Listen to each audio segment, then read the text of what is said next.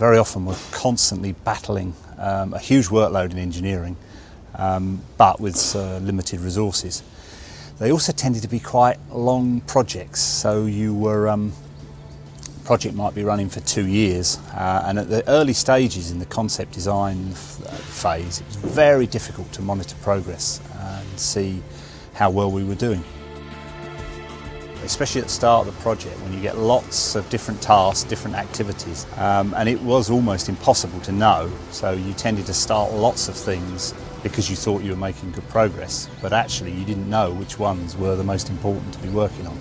Certainly from my point of view, now I can see, without even having to talk to the project managers, we have various sites that we're working on different projects. I can see immediately which projects I need to focus my attention on and which ones are going fine and don't need my attention.